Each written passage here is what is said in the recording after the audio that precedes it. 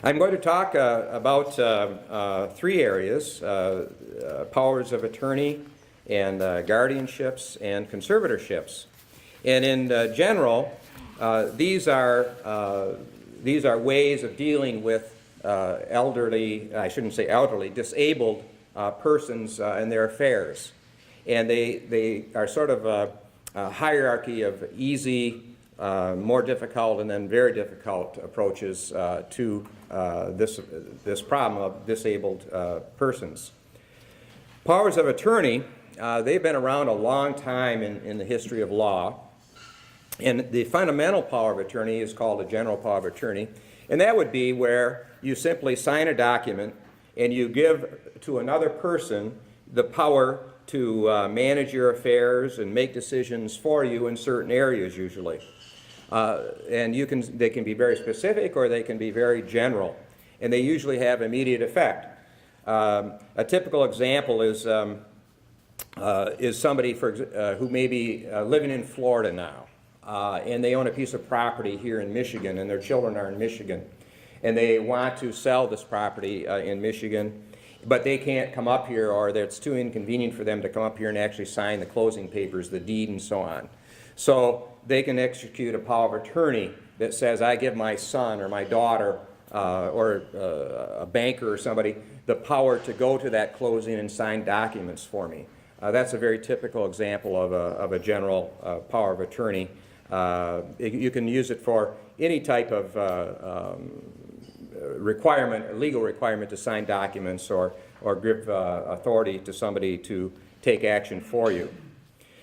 Those powers of attorney, they don't work well in the area when somebody is disabled because, and by disabled I mean mentally or physically disabled, because disability revokes those powers of attorney under the law. So if a person if I signed a general power of attorney to you and I then became mentally deficient in some way, and I don't have the power to revoke that power of attorney, then that power of attorney is considered revoked by courts if you actually ended up going to court.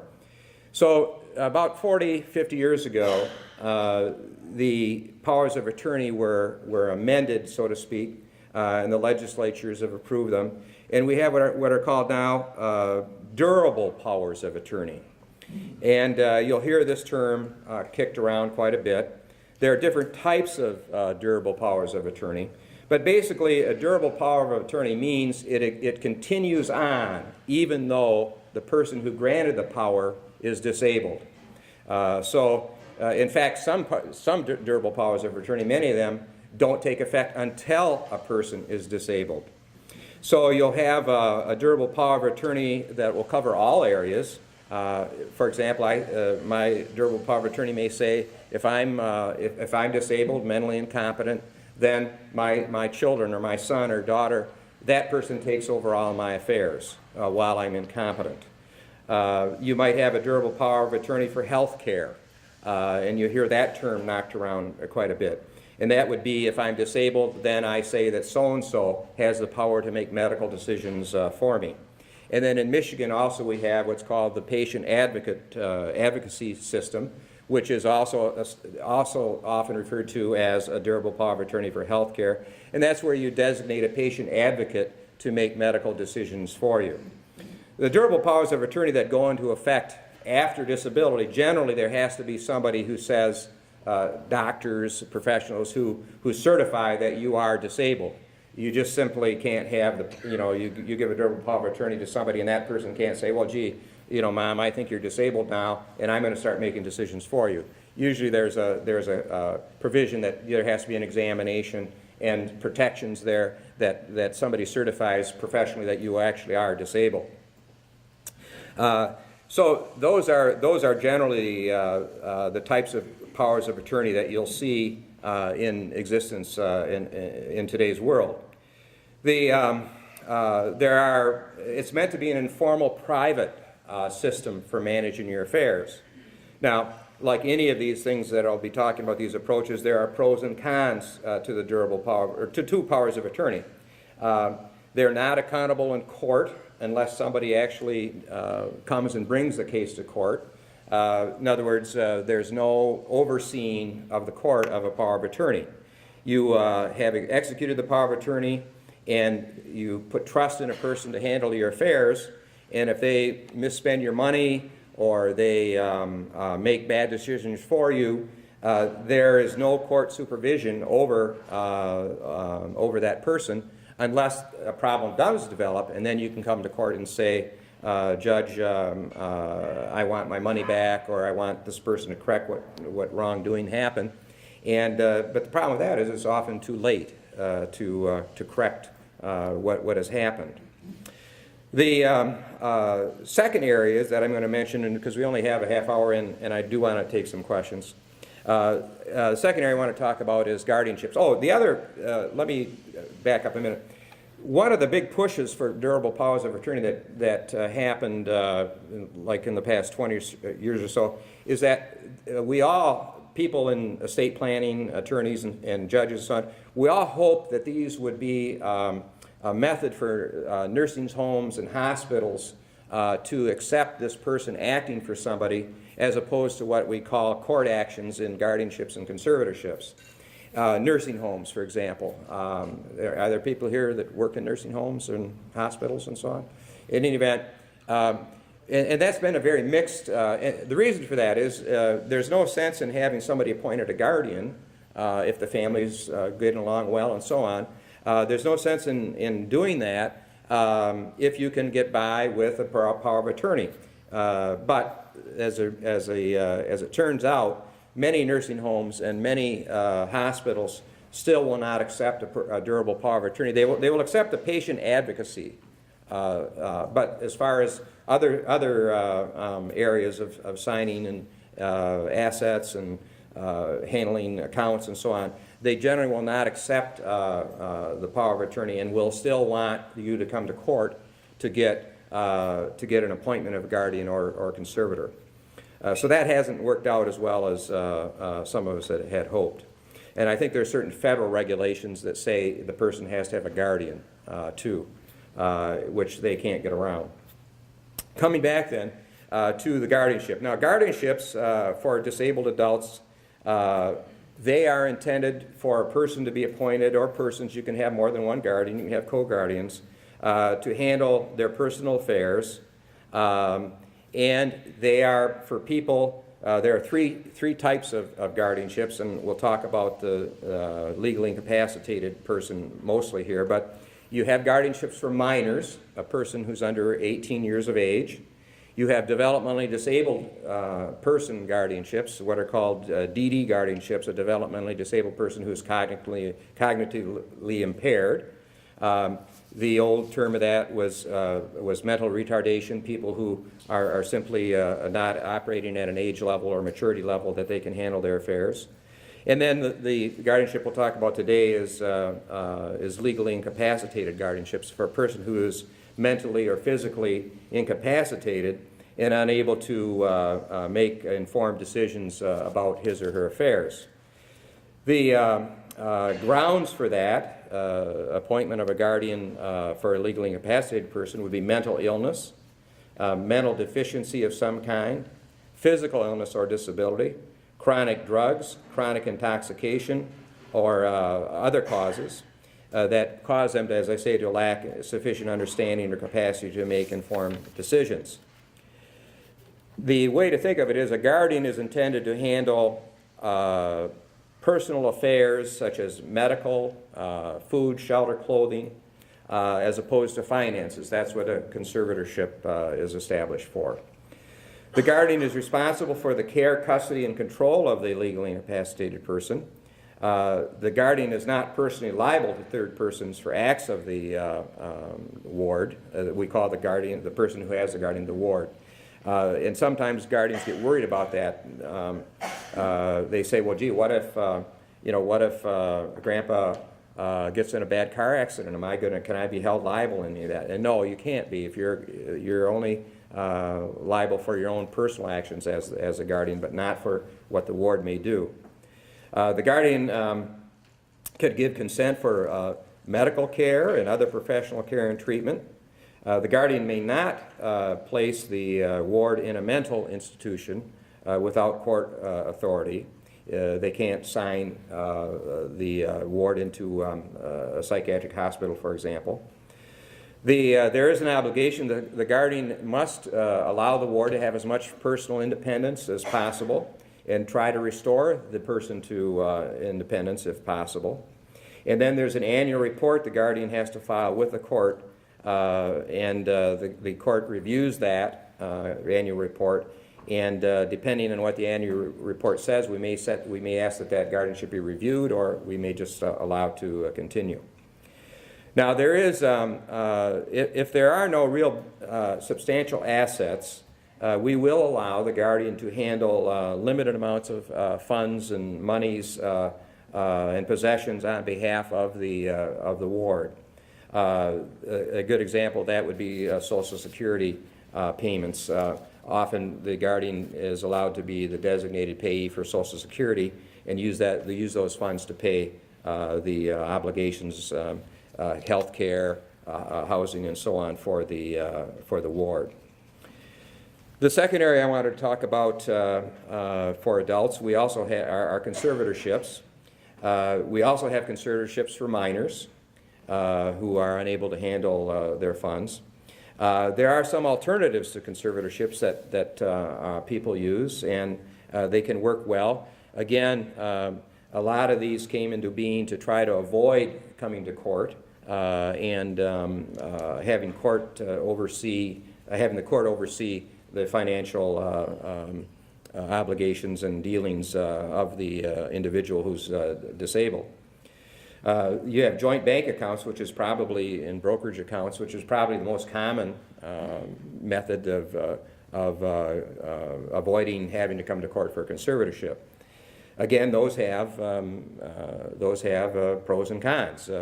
If the person who is on the joint bank account with the adult who is disabled takes the money and uses it for something else, then often it's too late to do much about that. But that's probably the most common method. We see many people who have a child or a friend or somebody on their bank accounts who help pay their bills for them as they would decline.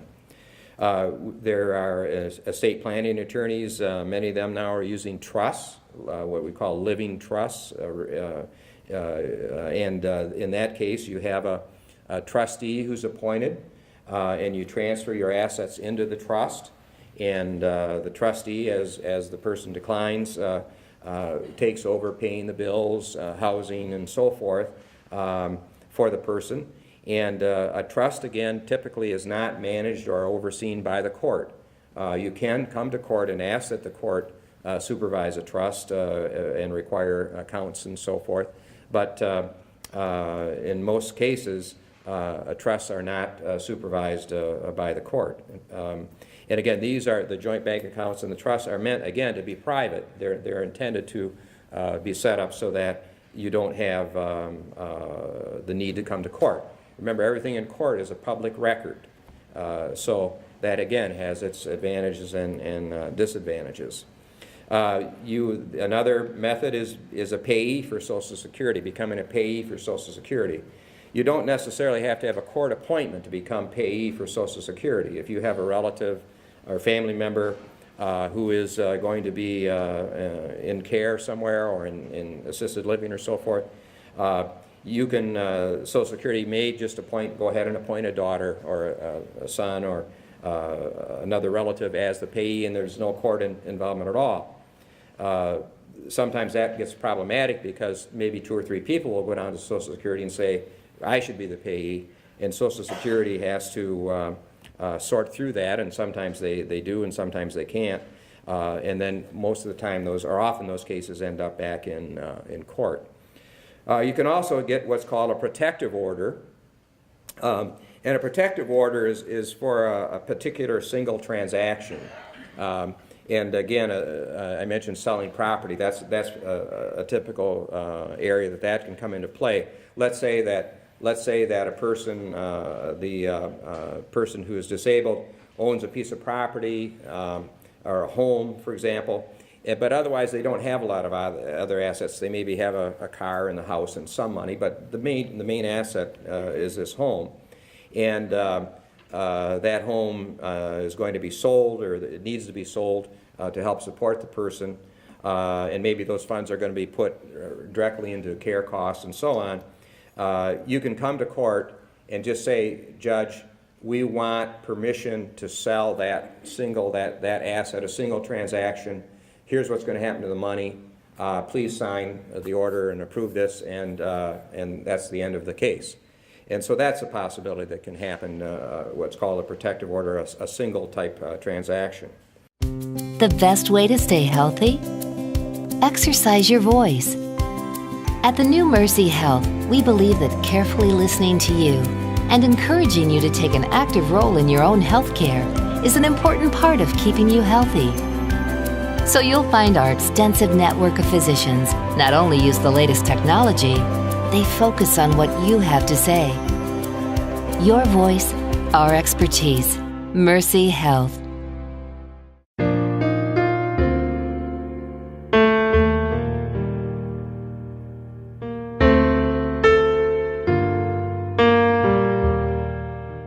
I believe that the true value of a funeral is the gathering together of people and the sharing of stories.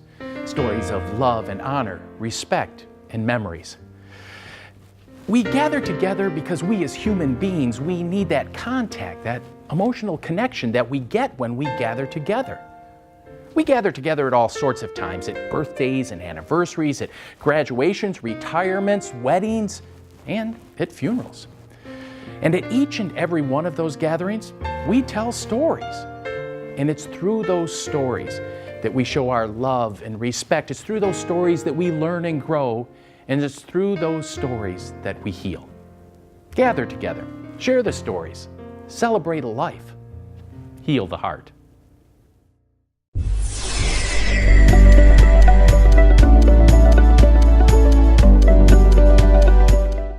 A full conservatorship, the grounds are similar as for a guardianship: mental incompetency, physical illness or disability, and so on, as we mentioned before. The conservatorship, then, again, a person or persons are, or it could be a bank or a professional guardian or conservator like PW Services here, and those persons then, that entity is appointed as a conservator to manage the assets of the individual. The conservator then has to file annual accounts. We often will require a bond be filed to cover the value of the assets. And then annual accounts have to be filed as to what or how those funds have been spent and used during the year, and how much income has been received. The conservator must collect, preserve, and invest the property and assets of the individual, and also provide payment for the support, care, and benefit of the protected individual, and perhaps the individual's dependents. If you have a person who has children, for example, who has a conservator, the conservator will also continue paying for the costs of those children. The conservator must make or follow the estate plan that may be in place for the individual. So if somebody has a will and trust and other legal documents in place for an estate plan, the conservator is obligated to look at that plan and follow it. And if the conservator feels that the assets have to be used for other purposes other than the estate plan, the conservator has to come to court and say, Judge, we want to change what happens with these assets different from what the estate plan calls for, that the person may have. There has to be an inventory filed of all the assets after the appointment is made. Records have to be kept. And probably one of the most difficult areas that we have is that we have people who become conservators who really have had no bookkeeping experience. They've not really had to do a lot of record keeping, and So we, in Muskegon County, we have a person now in the court that we've been able to hire part-time who is helping people set things up so that we don't run into problems where the accountings and so forth are out of order. And also this person is also helping correct accounts that may be misstated when they're filed. All receipts, disbursements, and distributions have to be kept track of and presented to the court in those accountings. Conservators and guardians are allowed to be compensated. I won't get into a lot of that, but they are allowed to be compensated and paid for their time and services in their work for the protected individuals. So I'm going to close on that note, and I know last time there were several questions, and I'd be glad to entertain. How are we doing on time? I haven't been keeping track, so. About 5 minutes. 5 minutes, okay, well, I wanted to acknowledge Trooper here. Trooper, I meant to mention you earlier. Thank you for your service. I don't know you, but I know your work is not an easy job. All right, anyone have any questions? Usually we get questions on do not resuscitate orders and that kind of thing. We can talk some of that, but sure, go ahead. I'm a medical social worker at a home care agency, and quite often come across folks that need protection from themselves and from others, and quite often they don't fit the bill for protective services to step in. But I've learned over the course of time that being incompetent is different than incapacitated. And so if a family, or if indeed APS does come to you with a doctor's statement showing the information that a person's not able to manage themselves in and out of the hospital, practically killing themselves if it weren't for, say, home care being in there periodically, if that came across your bench, what would you do with that in terms of they're mentally alert and oriented enough to know they're making mistakes and not able to be compliant, but yet no one's going to say they're incompetent, but as incapacitated to be able to manage their medical care? What would you do with that, sir? So you're saying it's sort of limited to the medical area more than anything? Well, if protective services come, and I see, I think Sheen Chandler I saw here a bit ago from Muskegon. When protective services comes to the court with a case, protective services, they have a manual this thick that they've gone through all the screening and all the requirements, and so we know when protective services comes to court, it's probably a pretty well reasoned case for them to bring it, and we look at the risk that the person is at, and the law doesn't sort of sort out, you're okay in making medical decisions. You can do that. You can appoint a guardian strictly for medical reasons, medical decisions. I mean, I didn't mention partial guardianships, but that's certainly something that can be done. If you say this person is okay to drive and do other things, but they're not handling their medical affairs properly, you can ask for a partial guardianship where a guardian is strictly going to be dealing with the medical aspects of the person. But we look at the language is, does the person lack sufficient understanding or capacity to make informed decisions? And if they're not making, they don't have that capacity, then I would probably appoint a guardian without delineating, because a lot of these cases, of course, are their degrees. Somebody is doing pretty well, but as time goes on, they are deteriorating, and so we don't want to wait too long to where they're really at risk in the community. But anybody can file for guardianship. Who's interested in the welfare of that person. Now, we have a priority system. The statute gives a priority system that the legislature has set up for who's appointed guardian. So the first person we have to consider for appointment of a guardian is the choice of the person who is going to have the guardian. So if mom says, well, I don't want that daughter or that son, but I want that daughter, then unless there's a very good reason, then we have to follow that person's wishes, or maybe even a non-family member. They say, I want my friend to be that guardian. So the first criteria is that person.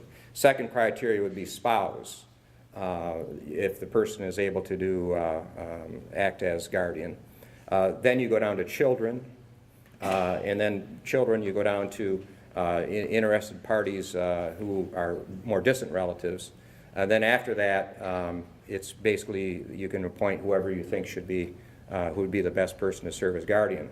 Now, in any of those situations, we can still use discretion to say we can't find a child, or we can't find the spouse, or the person that the ward wants is not really qualified, or they're not able to do this. Then we can still appoint another person. Okay, Marcia. Yeah, regarding end-of-life decisions, what kind of proof do you have to have at the hospital to, make sure that the will and end-of-life decisions are following? Sure. Well, I'm glad you asked that question, because the Michigan legislature still has not set up, now we're talking about court versus the hospital, but the Michigan legislature still has not established a clear methodology for courts in making end-of-life decisions. There are a lot of court cases. Now, in a guardianship case, the guardian, most judges take the position now, well, number one, the guardian should come to court, but most judges take the position that a guardian can authorize do not resuscitate orders, DNR orders. The problem becomes a guardian is not allowed to do anything that will terminate life. You cannot make a decision to take action that would result in termination of life. It's right in the law. So the problem becomes in these cases, in these situations, somebody is on life support, and everybody wants to take the person off life support. Not everybody. I mean, the hospital or family even may want to take the person off life support. There is no statutory approach that guides us in that, and my position is, and a lot of times it there's no clear. You try to determine what that person's wishes were or are, or would be, but not. I shouldn't say would be. What the position of that person is who is on the life support. And the cases that have been decided in the Court of Appeals and the Supreme Court basically say you have to have absolutely crystal clear proof that that person would not want to be on life support. So we have a lot of cases where, and that's the value of the patient advocacy, patient advocate form, because there's a section in there that they can say, a person can say whether or not they would want to be on life support.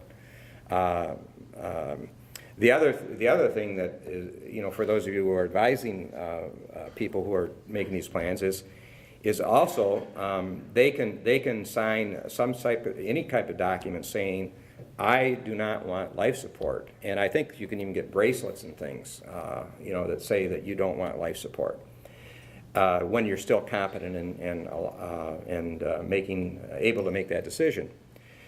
The problem becomes you'll have people come and they'll say in court, okay, when Mom and I 5 years ago we saw Aunt Susie up at the hospital, and she had all kinds of tubes in her and hooked up all these machines, and Mom said to me, I would never want that to happen to me.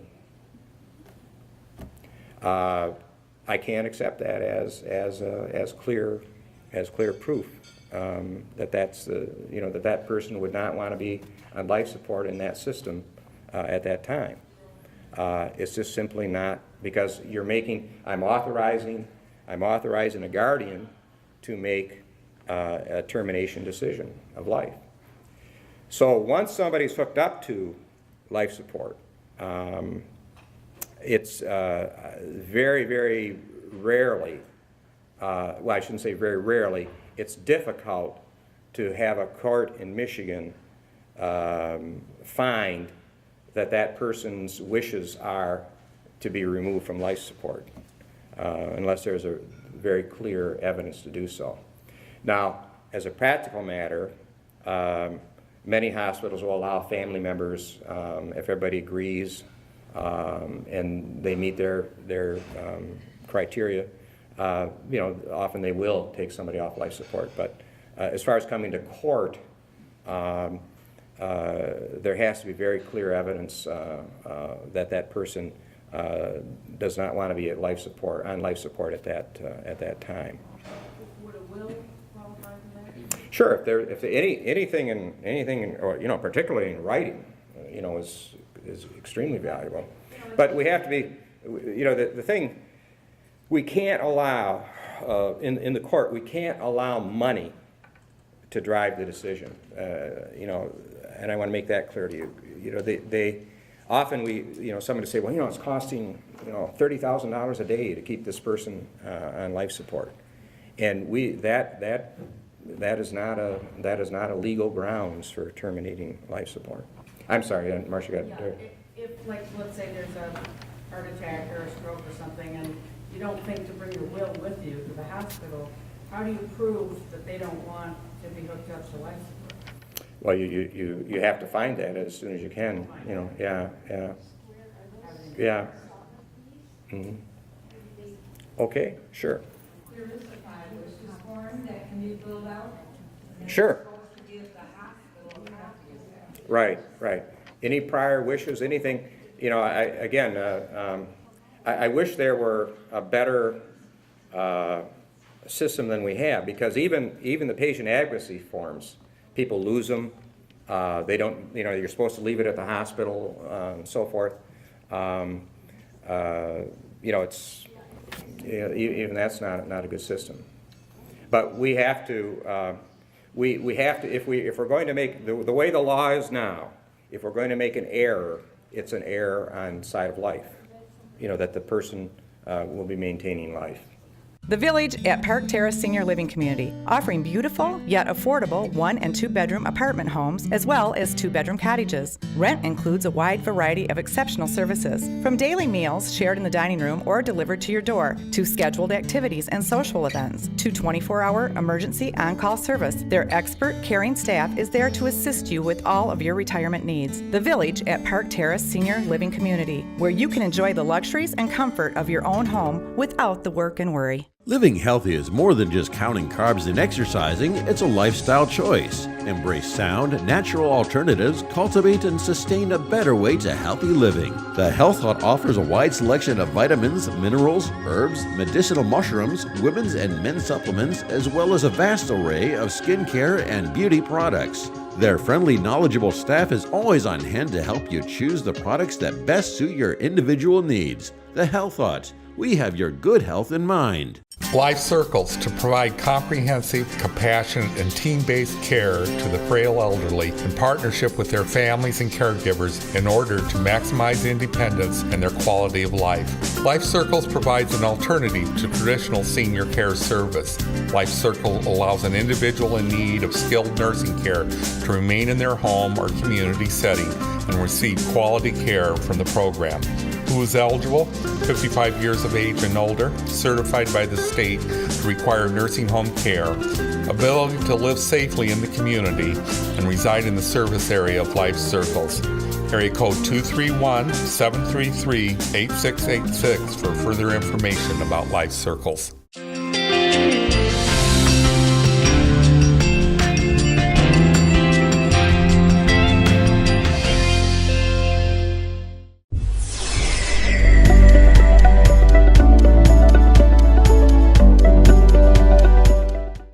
Well, next up, and just coming through the door, we have Dolores Tracy and Dan Bonner, and I know they were working over dinner and late into the night on their presentation today, and that's okay because they're married, so.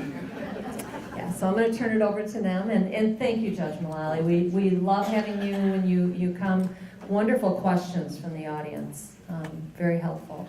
So thanks for your time. We appreciate that. I work at Legal Aid of Western Michigan. I work in Holland, the Holland office. I manage the Holland office. Dan manages the Muskegon office.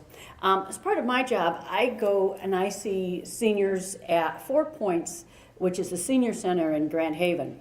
And frequently, I have seniors come to me and I sit down with them in the appointment room and they say to me, well, I'm here because I want to draft a will so that I can avoid probate.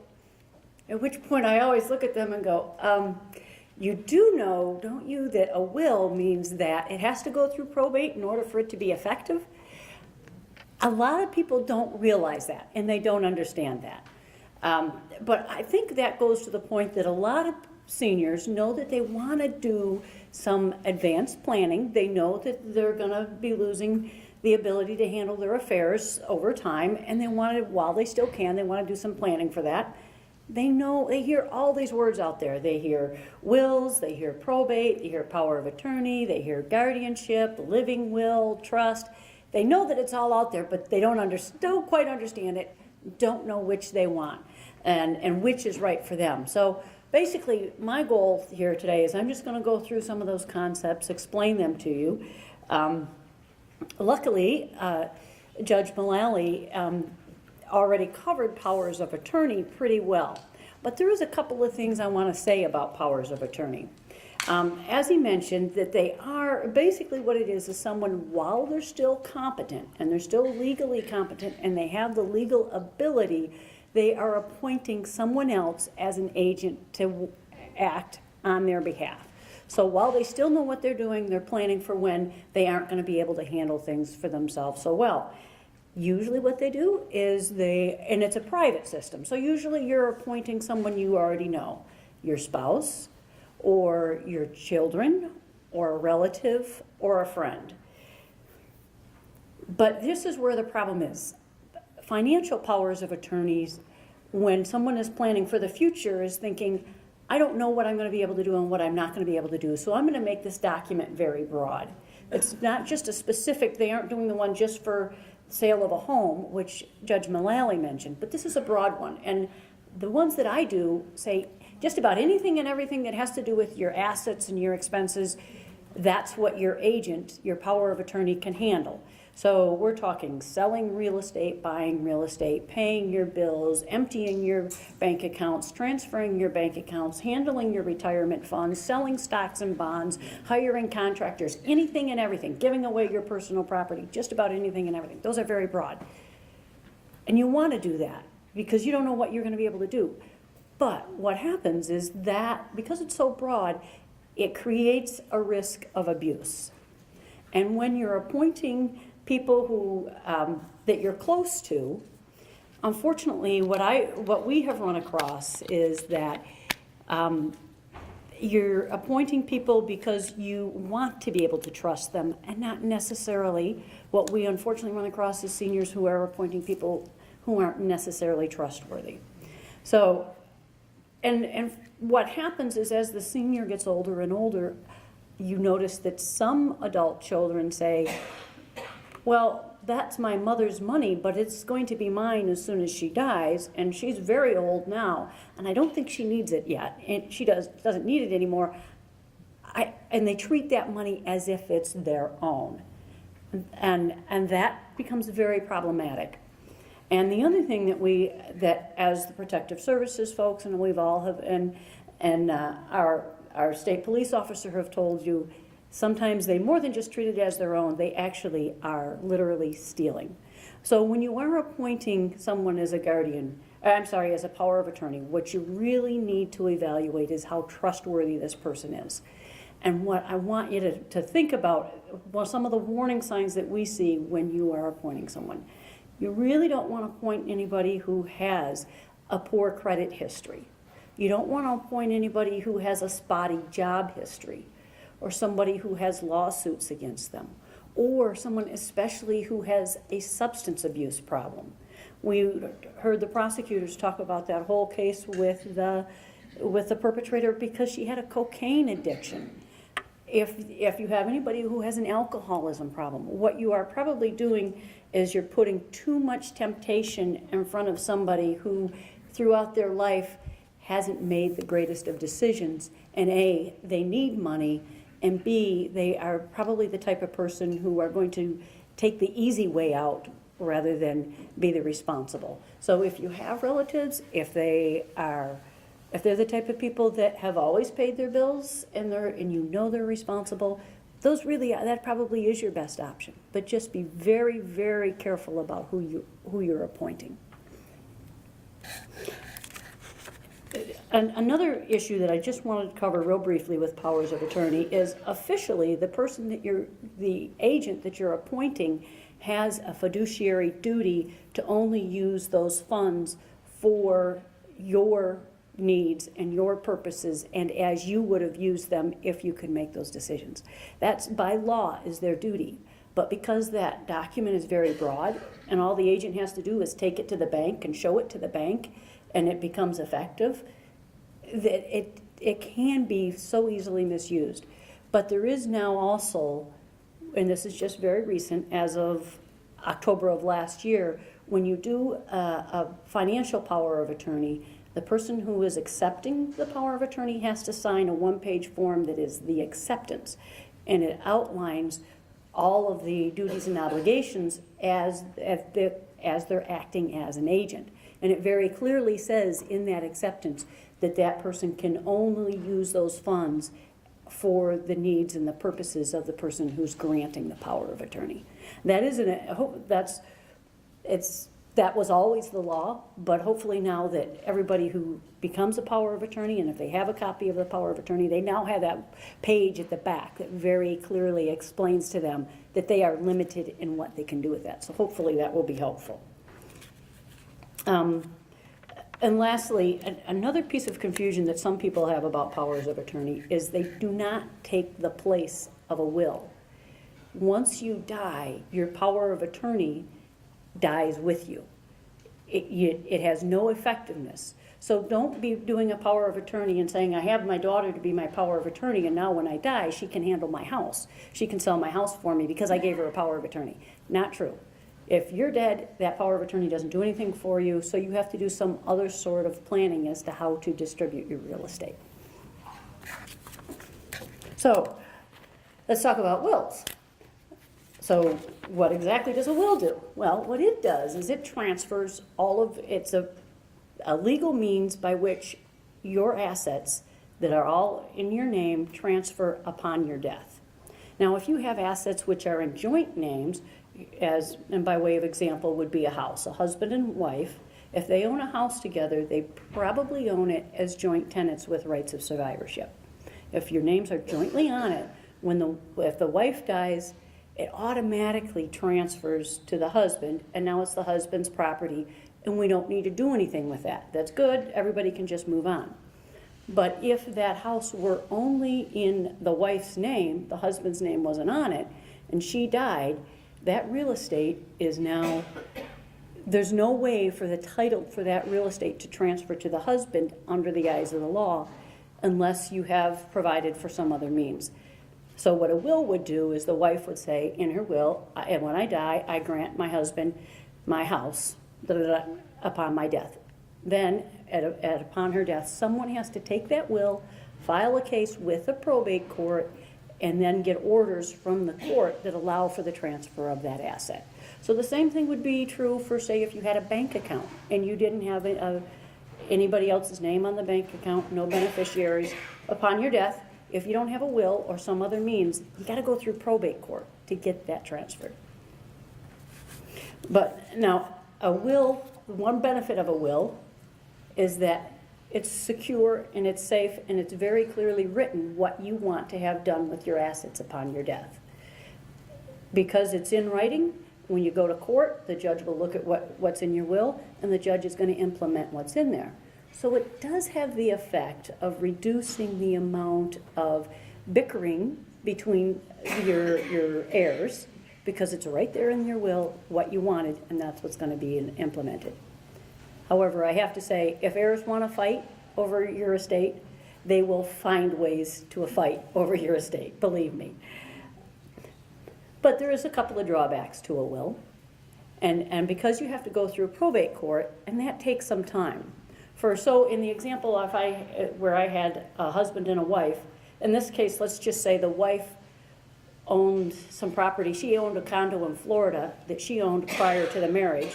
It was always her separate property. It still continues to be her separate property. So she dies, and now they have to do something with this condo. They don't want to pay the association fees anymore. The problem is if you have to open a probate case, that takes time. Someone has to go either hire an attorney, or they have to go ask for the forms and fill out all the forms themselves to start the process. And then once you get it started, every time you do something in the probate court, you have to give notice to all of your potential heirs. So they have to be sent a notice in the mail saying this is what you're doing. So the process is a little bit cumbersome, it's a little bit slow, and some people don't want to go that way. So they're an alternative which many attorneys, or an alternative which a lot of people choose, is, especially in regards to real estate, is what they look to do is have somebody, while they're still living, have their name added to their real estate. This could also happen with a bank account, it could happen with a car. And again, as with everything, there's always positives to this and there's always negatives to this. So if that, in my example of the wife with a condo, if she, while she was alive, had added her husband's name to that condo, and she'd said, when she added his name, that she made themselves in the phrases joint tenants with rights of survivorship. If she'd added their name and they were joint tenants, upon her death, it automatically goes to her husband. So there's some benefit. That makes it pretty smooth. But if you do, say you do that with your children, you add your children's name to that deed. Say you've got a widow, she's got children, she adds the children's name to her deed. Now, anytime she wants to do anything with that real estate, she's no longer the sole owner. Now, say she's got 2 children, there's 2 children, now there's 3 owners of that real estate. If she wants to sell that real estate, can she? No, she needs 2 other signatures now to sell that real estate. If she wants to take out a mortgage on that real estate, what does she need? 3 signatures. If she changes her mind and she wants to have the property herself, what does she have to do? She has to go to her 2 children and get those signatures. She can't do anything without the approval of her children now anymore. So, yeah, if you're going to go that route, pretty limiting. And by way of example, I recently handled a case where I had a woman who was in her late 70s. She'd been married for 45 years to her husband. Before she married her husband, she had 3 young boys, and he raised those 3 boys as his own, and together they had another child, a daughter.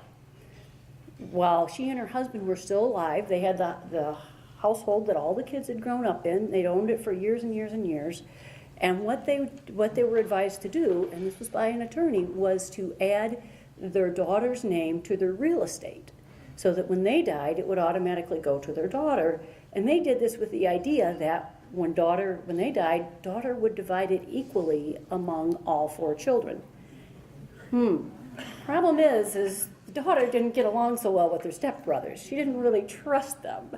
And so after the husband died, my client, shortly thereafter, developed a friendship with a man that had been best friends with their husband 40 years ago. They'd known each other for years and years and years. Well, now they started hanging out together, and they started to talk about maybe going to Florida together.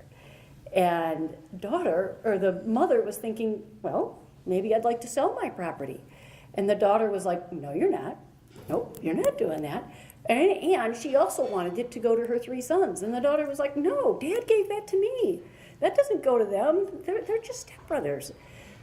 And my client is telling me, no, me and my husband together, this is what we were planning. So anyways, I had to take that action to court to actually get the brothers' names also added to the deed, just to make everything fair. But that's an example of the complications that can come about if you're just adding other people's names to your deed. Traffic is a parking lot, so just go ahead and eat dinner without me, okay? Yeah, love you too.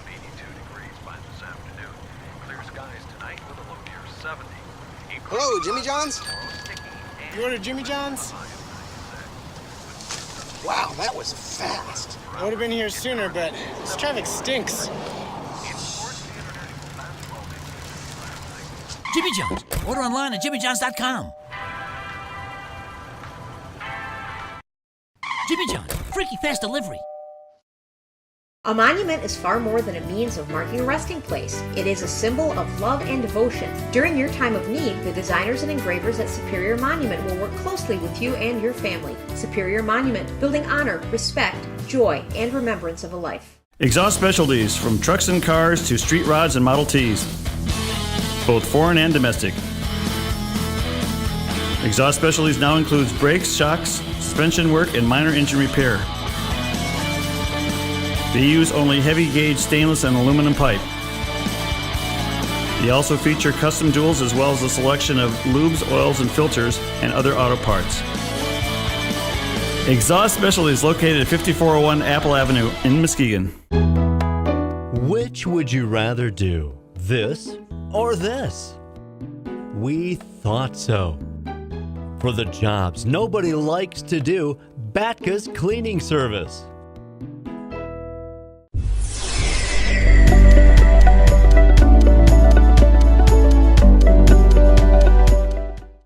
An option to get around the problem of if you put your children's names on your deed, now you have to get the permission to do anything, is to do what's known as a ladybird deed. It's a ladybird deed. And the reason why it's called a ladybird deed is because Lady Bird Johnson actually had a couple of these done for her. And what a ladybird deed is it says, yes, I'll give my property to my children, but they only get it upon my death. I give it to them now, but I'm reserving for myself what's called a life estate. And so for so long as you are living, you reserve the right to have possession. You can reserve the right to sell it. You can reserve the right to mortgage it. So you can set up a deed that says, they get it, I just reserve all the possession and ownership rights, and but they don't get any of the right to make any decisions about it until after my death. So that is one possibility, which are very, very common for attorneys who do estate planning to set up. Now, there is some tax consequences for that. There's some Medicaid eligibility consequences for that, but that's way beyond what we're going to be talking, what I can explain to you here today. And you can, if you need that advice, you can go talk to an attorney who does estate planning on that. I just want to talk about a couple other, just two other things in regards to putting other people's names on your property. If you own a vehicle, it's not really advised that you put someone else's name on the title to your car, and there's two reasons for that. One is for liability reasons. If that car gets in an accident, and there's a lawsuit regarding that accident, both the owner and the driver of that car can be sued. So if there's two owners for that car, there's two people who can be sued. It increases the liability. And secondly, the other one has to do with debts. If someone has debts, they get sued, a judgment gets entered against them, and the judgment creditor is trying to collect on that debt, and they can't collect on it. One of the things they frequently will do is try to put a lien on a vehicle or attach a vehicle, meaning they send somebody out to actually pick up your car, and then they sell that car at auction to pay off that debt. So if you're putting somebody else's name on your vehicle, you're also opening yourself up to all their creditors being able to take that vehicle to pay their debts. And that also applies to real estate. Now with the real estate, if that creditor can't force you to sell that real estate. They can't take the real estate away from you, but they can put a judgment lien on your real estate. And what that judgment lien does is it goes on the at the Register of Deeds. It's in their record, and now you can't sell it or you can't mortgage it without that lien being paid off. So that can be a real cumbersome, especially when it's somebody else's debt and now it's affecting your property. But the other issue I just want to talk about is bank accounts. Again, putting somebody else's name on your bank account could be one way to enable somebody else to help you pay your bills. But the risk is, if their name is on your bank account, they have complete access to your bank account. They can drain everything out of that bank account. So the better way to do that is, with a few more safeguards put in place, is to actually do the power of attorney, so that if they're accessing your bank account with the power of attorney, they at least have that fiduciary duty to continue to act in your best interest. I'm going to turn this over to my husband, Dan Bonner, and I think he's going to talk a little bit about what happens if all of those things that I talked about don't work and they go awry, and where to go next. By the way, it's now time for the drawing for the door prize. How many are you expecting to win something great, right? What? Oh, I see people that you didn't enter. Really? You didn't get the slip? Well, how can you win a prize that you didn't enter the contest for? You know? I mean, often that's how it feels. The people will come in and they'll say, I just won the Irish sweepstakes, or I just won this, or they get these letters. And I'm going to show you some of these in a moment. But they never entered anything. And they get a notice that they won something, a contest that they never entered, and it requires that they send money in order to claim the prize. Now, one of the proudest accomplishments in my life is that, do you know, for the last 7 years, I have been a finalist in the Publishers Clearinghouse sweepstakes. Yeah. And I've gotten official notice of that, too. But let me just show you some things that, this morning we heard the prosecutors Alicia Riedel and DJ Hilson talking about some of the scams, and I'm going to show you some examples of them. One of them is a scam that my secretary and I have been together over 30 years. She brought her mother in. Her mother's a dear, dear, sweet lady. She's now 87. And she got a letter and a check. Like, she got a check made payable to her for $3,859.42. If you look at that check, notice that the check is drawn on, especially in the back of it, it's drawn on AT&T. AT&T, Syracuse, New York. In fact, it's from the JP Morgan Chase Bank. I mean, it looks real. This was a real check. It has been what we call washed. You can see some of the writing on the back and the watermark in that has been kind of partially obliterated. This was once a rebate check for $5. I called AT&T Security Department, but somehow these folks got a hold of this and they sent a letter. One of the things they included was a phone number. You often don't see a phone number on there, and the phone number worked because I called it. But anyway, it says to my client's, or my secretary's mom, attention, and it's her name, we're pleased to inform you that you are one of the winners in the second category of International General Market Survey draw held on July 12, 2010. I'm going to read you a few more of these things. These folks can't write good English, first of all. They have run-on sentences, misspelled words. That's one characteristic of these things. But it goes, we therefore acknowledged receiving from the lottery office entry slip attached to your name with serial number 5898710, drew the lucky winning numbers, and it has that sentence hardly makes sense. And I asked my secretary's mom, Gloria, do you recall entering this? Of course, she didn't recall and didn't enter. Therefore, you're entitled to the sum of US $129,000 payable to you by certified check will be delivered to you by our special courier company. Encloses a check in the amount of $3,859.42, which this looks like, which is being deducted from your winnings. The purpose of the check is to enable you to pay taxes on your winnings, which is stated below. Tax amount $2,989. So they gave her almost $1,000 more than she needed for taxes. What they're saying is call and make arrangements. Now, what they do with this is they ask you to take it to your bank. Because you're a customer at the bank will cash it and give you the money.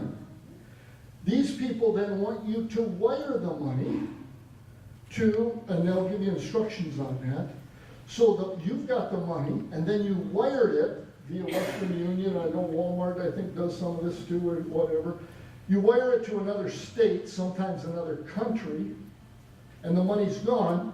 Then 3 days later, you get a notice from your bank that the $3,859 check that you wrote has been dishonored. And you owe the bank reimbursement for that amount of money. And of course, the money that you got for the check is gone. I mean, that's a very common scheme. Another thing, if you don't remember anything else that I say to you today, remember this: do not ever give your Social Security number to anybody who calls you. If you did not make that call, do not give out your Social Security number or your credit card number or your date of birth or any personal financial information. If it's somebody claiming that you have a financial relationship with them, they already have that information. You gave it to them when you opened up an account or you opened up a credit card or whatever. They've got it. They don't need to call you to receive that. By the way, my secretary's mother filled out the detached coupon below and was about ready to execute on this. In fact, my secretary's mother got mad at me because I kept the check and this letter. And my secretary told me to keep it because we both knew that as soon as her mother I called this guy, by the way. I did call Freddie Brandon out in Tustin, California.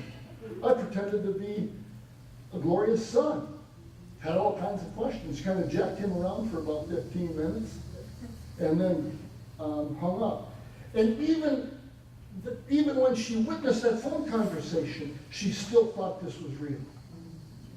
And thought that her daughter and I were taking $3,800 from her. My mother has me, she lives down in Sarasota, Florida. She gets an email that she quite wisely sent to me, and it had the SunTrust logo on it. Down at the bottom it goes 2004 SunTrust Banks, all rights reserved, member FDIC. I mean, it looks official. But what it says to the SunTrust Bank, they call it, Dear SunTrust Bank client. You're not a client of a bank, you're a customer. Recently, there have been a large number of identity theft attempts targeting SunTrust customers. Imagine that. In order to safeguard your account, we require that you confirm your banking details, credit card information, login password for online banking if you have. This process is mandatory, and if not completed within the nearest time, get the English again, your account or credit card may be subject to temporary suspension. To securely confirm you SunTrust Bank details, please follow the link, and they have a link on there. Thank you for your prompt attention. So this is allegedly coming from SunTrust Bank Security Department. Of course, I called SunTrust Bank Security Department and to find out if they were aware of this, and they were not aware of it. And they asked me to fax a copy of it, and I did. You will find two common things about scams, and I'll mention a few more.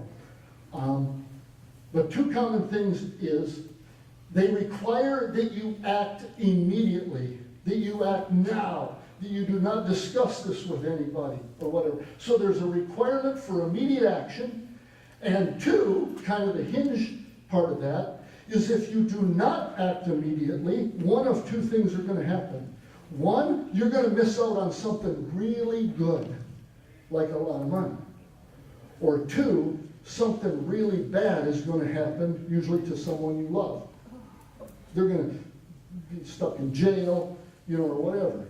Speaking of jail, prosecutors talked a little bit about that. That's going to be a common scam, where elderly folks will get a phone call at home, sometimes, late at night, being from a person posing as a grandchild, for example.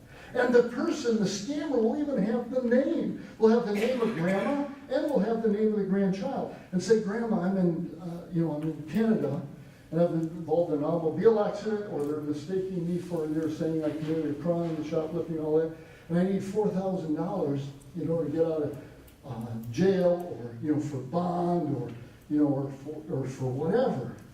And can you wire it to this address? Well, of course, grandparents don't want things bad to happen to their grandchildren, so they do that, unfortunately. Well, how did the scammer get grandma's name and grandson's name? Social media. Kids are putting stuff on Facebook now that should not be on Facebook. They're revealing all the identities of not only personal information about themselves and their families and their friends and everything else. And all these people have to do is fish through Facebook, and they'll get the names of their victims and the names of the person that they're going to impersonate from social media. That's where, and it's often said that families should have a password, if something's going to happen. So where you ask the scammer, sometimes if you even ask this, even if you don't have a password, ask the scammer, if you know the family password in a situation like this, they'll hang up on you. McDonald's Candies, 1064 South Getty Street in Muskegon, features an assortment of chocolate-covered nuts and creams, peanut clusters, fudge, seafoam, turtles, cherry cordials, and regular and holiday novelties.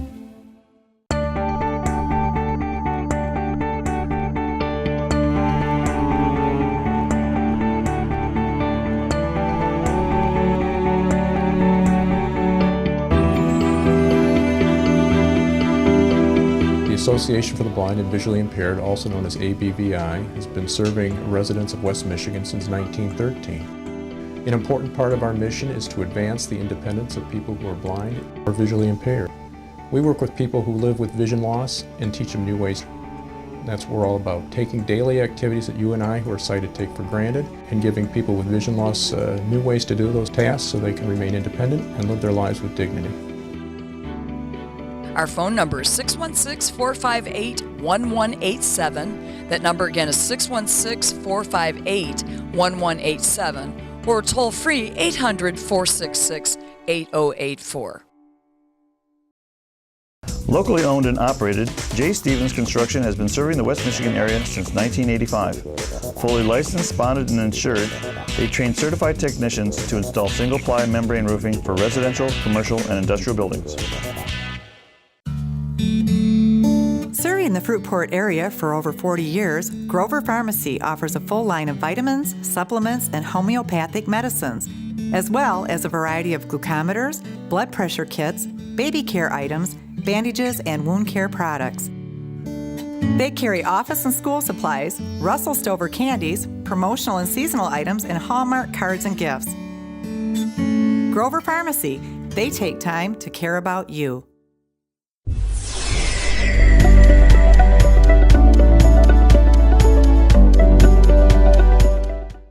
There's a very dear friend of mine who's an attorney in Muskegon County named Belinda Barbier, and Belinda has done a lot of court-appointed work and all that kind of stuff. Well, one day I'm sitting in my office and I get an email, and it's an email from Belinda. At least it says it's from Belinda, and it says this. This is on January 17th, 2012 at 10:19 in the morning. Hope you get this on time. I made a trip to Madrid, Spain, and had my bag stolen from me with my passport and personal effects therein. The embassy has just issued me a temporary passport, but I have to pay for a ticket and settle hotel bills. I've made contact with my bank, but it will take 3 working days to access funds in my account from Madrid. Western Union Transfer is the best option to send money to me. Let me know if you need my details, full name and location, To make the transfer, you can reach me via email or Blue Island Hotel's phone desk. Let me know if you can be of help. Belinda Barbier. Well, I thought, that's a scam. But I thought, you know what? I'm at my desk all day. I don't have to be in court, so I'm going to have some fun. So I wrote back. Hi, Belinda. Hope you received this. I was saddened to hear of your plight. Of course I will help you. To where shall I wire the funds you need, and how much do you need? I'm telling my staff, he's back at 10:58 a.m. Thanks for the response. I need 1,000 euros to cover some of my expenses. Here are the details you need. So this guy gives me her name, Interchange Madrid 2, Plaza Cayo for Western Union, Madrid 28 Spain. Do keep me posted, Belinda Barbier. So I write back. Dear Belinda, what's the equivalent of 1,000 euros in American dollars? I don't know the exchange rate. And if you tell the people Western Union details of the address, or if I tell them that, well, that makes sense to them. I will stay near my computer for your response. Well, at 11:17 a.m., he's back. I think it's about $1,300. Please take the information to Western Union. They will understand. I will head to Western Union while I wait for you to send me the details of the transaction. Thanks, Belinda Barbier. A little later, I'm on my way, Belinda. The Western Union office is only 3 blocks from where I'm sitting. I have no idea where the Western Union office is. Hopefully the money will be there in 15 or 20 minutes. I'm happy to help you, my good friend. And then about 45 minutes later, I tell my staff, he's back. Belinda Barbier wrote, have you been able to make the transfer? I wrote back, Belinda, now I'm really concerned. I went to Western Union and wired $1,300 almost 2 hours ago. I sent it to the address you sent me and even have a receipt for the transfer. Are you sure it has not yet arrived? So I've already ran them there once. Is there any way to trace this money? I've never used Western Union for any transaction before. That part was true. I get a response back. You have to send me the 10-digit MTCN number on the receipt. That is what I need to collect the money. I write back, Belinda, please don't be offended, but I'm beginning to have some concerns about the transaction I executed a while ago. Are you sure you cannot obtain the money I sent you without that MTCN number? The Western Union office here did not mention anything about having to send the number after wiring the money. I thought the transfer of money through Western Union was automatic. Can you call me on my cell phone? You see, Belinda would have my cell phone number, of course. Can you call me on my cell phone to see if we can clear this up? I thought I'll screw around with them a little more. You can call collect since I know you're having money troubles right now. I hope that my $1,300 hasn't gotten lost between here in Madrid. I tell my staff, he's back. It is automatic, but please take a look at the receipt. There is a 10-digit MTCN number, which I will be needing. You money is not lost. You money is not lost. I cannot call at the moment. Well, of course, because I don't have the number. I write back. Well, the other thing I'm thinking, MTCN number. What the hell is that? So I go on westernunion.com. It's right there. It's a money transfer control number. And I copied the model that they have on their own website. So I write back, Belinda, I just called Western Union and the person there confirmed that the abbreviation you sent me, MTCN, stands for Money Transfer Control Number. He also confirmed that the MTCN on the transfer of $1,300 I sent earlier today is 97930. That was the number right off their website. Hope this helps. And please confirm you actually were able to obtain the money. I'm getting a little worried. At 2:34 in the afternoon. I get this. The numbers are not correct. Are you trying to make a fool out of me? I wrote back, Dear Belinda, or whatever your name is, yeah, you're right. I have been making a fool out of you and having a hell of a lot of fun doing it. I also said some other things, but I won't say. And then I said, you were so easy. This has been a fun time for me. Thank you. And by the way, your last message was a run-on sentence, you stupid son of a bitch. And then I wrote, have a nice day. So I would not suggest that you do that. But I thought I'd have a little fun. And, let me just finish up with some of the things that, here are some things that prosecuting attorneys can do to remedy crimes that involve vulnerable abuse. What kind of things can civil attorneys, like Dolores and I at Legal Aid, we can go into court without, and file lawsuits to get money back. Now, the civil law, the civil side of law, meaning the non-criminal side, has remedies for this kind of stuff. Oftentimes I've had clients, I've been doing this over 30 years, they're often reluctant to authorize me to file a lawsuit to collect back the money. Why? Because the defendant would be one of their children, might be a neighbor, might be a friend, and they're reluctant to do that. When I first started this business over 30 years ago, the cutting edge legal issue, and Robin Palika and Everyone's Place, and we were working hard on this, was physical domestic violence between intimate partners, spouses or boyfriend, girlfriends, that kind of thing. And the police, thank goodness, have become very, very active in responding to this. And now, instead of the victim going to being escorted by the police to Everyone's Place, the perpetrator goes to jail. Nowadays, the cutting-edge legal issue I see is the financial abuse of vulnerable adults. Used to be that the crimes of larceny and those kind of things were committed by people whom you did not know. People who tried to enter the home when you weren't there. People who tried to enter the door, your home, not through a front door, but maybe through an unlocked window, those kind of things, and would try to avoid all detection by you while they stole your stuff. Nowadays, unfortunately, the perpetrators of these crimes walk into your home through the front door in the middle of the day and will greet you with the words, "Hi, Mom." And that is what is tragic in this situation, is it's adult children who are victimizing their elderly, vulnerable parents. And the parents who are reluctant to do anything about it because it is their son or daughter who has victimized them. Some of the things we can do is, the court rules allow for judges. There's a special court rule called a complaint for a declaratory judgment.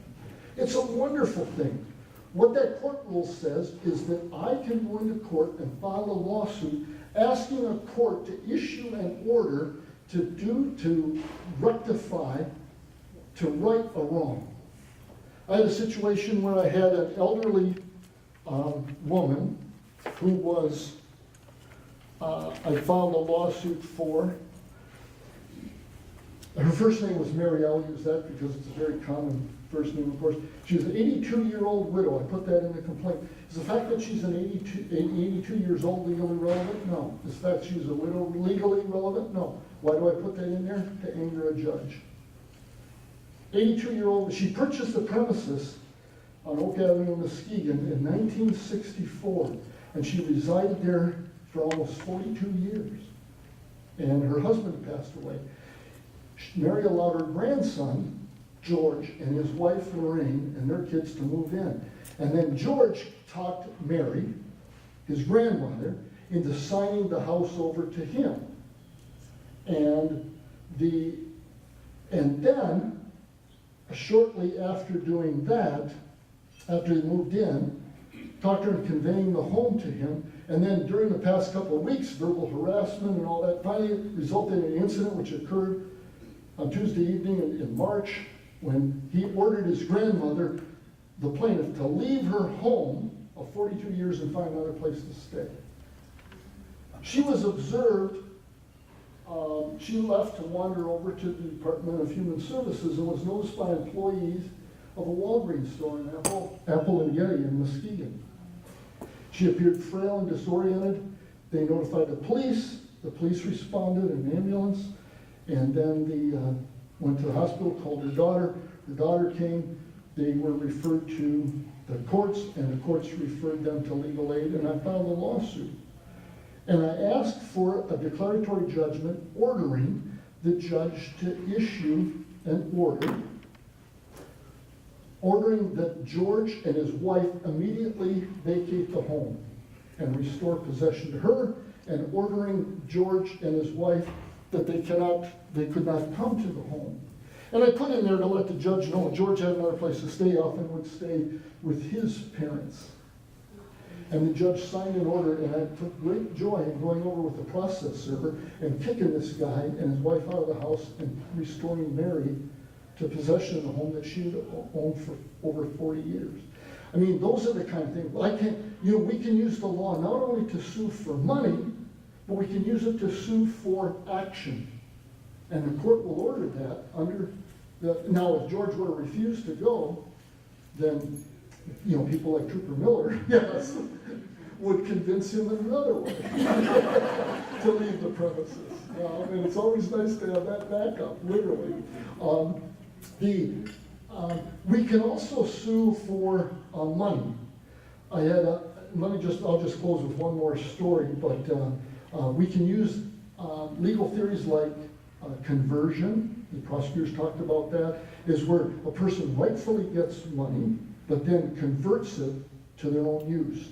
We can do that on the civil side. We can sue for unjust enrichment. We can sue for injunctions, to order someone to stop doing something or to start doing something. And also this declaratory judgment relief. One last story, I had a case up in Ludington, Mason County, not long ago. Elderly client, a man, he suffered a small stroke, was taken to Memorial Medical Center, stayed overnight for observation, was released the next morning at about 10:30 in the morning from Memorial Medical Center in Ludington. My client had a mutual money market account at West Shore Bank in Ludington. About a week or two after he was released from the hospital, he went to West Shore because he wanted to buy a new washer and dryer. And he wanted to withdraw $800 to do that. The bank told him he didn't have $800 in his account. So I went to Memorial Medical, and they were happy to provide medical discharge. The great thing about banks and hospitals is they have records that record things to the minute. And the discharge record showed that he was discharged at about 10:30 a.m. from Memorial Medical Center on a certain day, and I had that.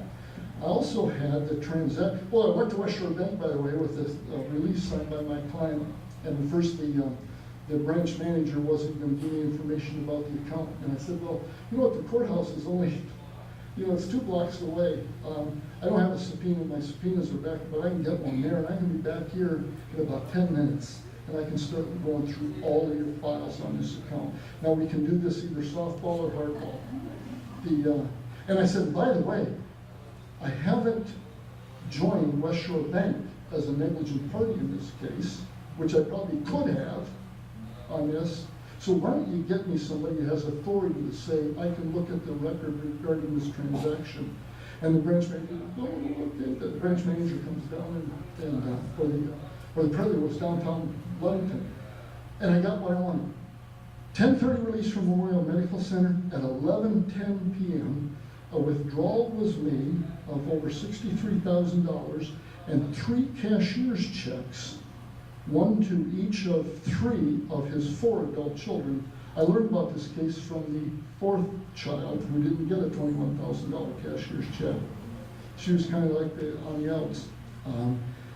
And the 3 children took him to the bank, withdrew the money, had cashier's checks made in each of their individual names, and cashed them, and wiped this guy out. The good news is I learned about this fairly soon after the incident, so some of the money was still around, and I found a lawsuit. The 3 children hired an attorney. Their attorney called me up and was horribly embarrassed by this whole thing and said I knew that they were in trouble. The other thing is there was also a possibility of criminal prosecution, and we got the money back. One of them had already spent it, but then we got a lien on a house, and they started making payments. But that kind of stuff goes on when I'm talking about the crimes of adult children. But there are civil remedies. The seniors who come into my office just have to give me I just tell them, look, just drop the leash, and I'll go after them.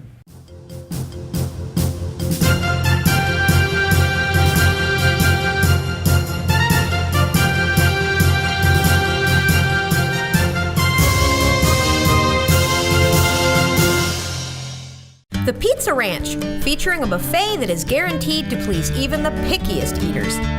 From a full soup and salad bar, pizzas and breadsticks, to mouth-watering roasted chicken, potatoes and gravy, vegetables, drinks and desserts, all for just one price. Their menu features a wide variety of delectable favorites. You can dine in, carry out, or have your meals delivered. There's something for everyone at the Pizza Ranch. I've had dozens of people tell me, just cremate me when I die and then throw a big party. I'm sure you've heard someone say that too. I completely get it. Well, I want to help you throw that party. I've got tables and chairs and easels and boards. I've got sound systems and music. I've got caterers and food. And I've got all the people to set it up and break it down when it's all over. So why don't you let us here at Clocks help you with that party so you can focus on what's important, sharing the stories. When you have dental problems, you need to turn to a dentist who listens and responds, an experienced doctor who knows the field and can effectively diagnose and treat your needs, who can counsel you on the best ways to maintain and improve your health. From repeat cleanings and fillings, to braces and dental implants, to teeth whitening, veneers, cosmetic, and kids dentistry. At Today's Family Dental, our priority is to deliver quality care to informed patients. We are Today's Family Dental. Muskegon's Hackley Public Library is an excellent source for help, information, and great entertainment on virtually any topic. The friendly, knowledgeable staff is always available to help you with finding information on any topic you need. They can help you with using the free public access computers, and they look forward to showing you books, audio CDs, DVDs, and much more. Whether you live in the city or outside, the Hackley Public Library in downtown Muskegon is there to help with everything imaginable. Established in 1973 by Paul M. Lattis, Lattis & Hoops Law Offices has been a multi-service law firm specializing in accident cases, personal injury, wrongful death, Social Security disability, divorce, probate and wills, and real estate. When it comes to choosing the right attorney for your legal needs, don't choose out of town, choose local legal counsel. It really pays. It's experience when it counts. It's Lattis & Hoops Law Offices.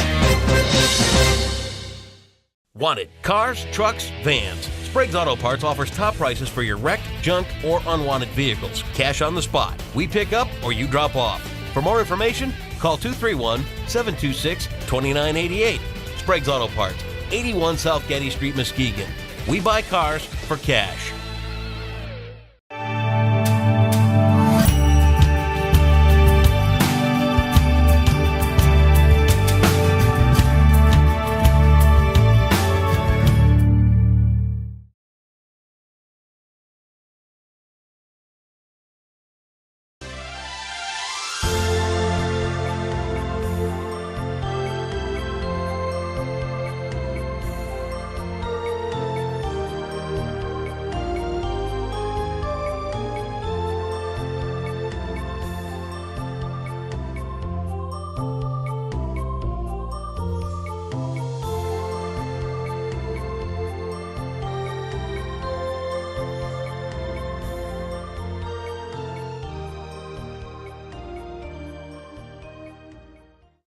Welcome to Just Between Us. Just Between Us includes you, our viewing audience, our guests, and my husband and co-host and co-producer, William Smithers, and myself, Lori Hull Smithers. It's good to be back on the show. I was absent again last week, and Bill held the fort very well. Again, I was in Santa Monica teaching acting with my daughter. We have many classes there. So today we have some interesting guests, and Bill is going to introduce them. Thank you, Vinder. Some years ago, when I was helping my father decide how to distribute his assets when the time came he would no longer be on this earth, I became aware of the corruption of attorneys in the probate court system, breaking off exorbitant fees. A will has to go through the court probate system. A man named Norman Dacey came along who popularized, despite fervent opposition from attorneys, the living revocable trust, which I came to use for my father very successfully, and I have used it for myself. Our guests today are here to tell us about a different and perhaps even more insidious abuse in another probate court system, that is conservatorship and guardianship. So we're very pleased to have as our guests Brian Rosen and his mother, Patricia Rosen. Welcome to you both. Thank you. Thank you. Brian, start out by telling us what is a conservator, what is conservatorship?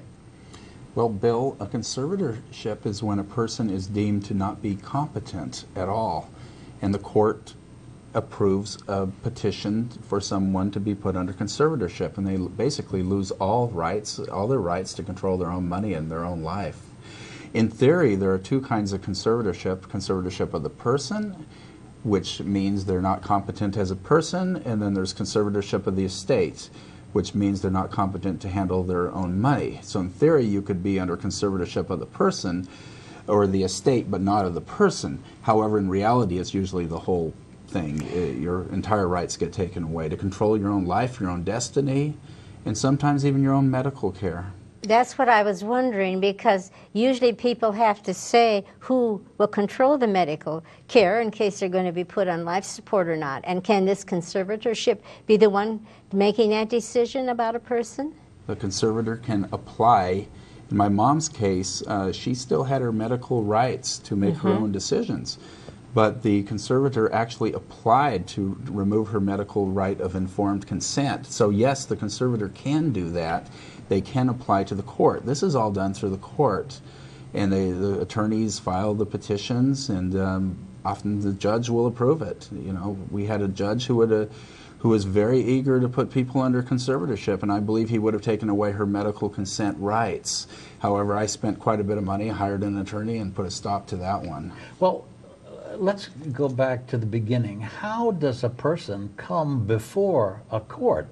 How does a person get into a situation where somebody is saying, you need to have somebody control your medicine, your bills, or whatever? How does that happen? Especially when your mom had 3 children. How come the 3 children were bypassed?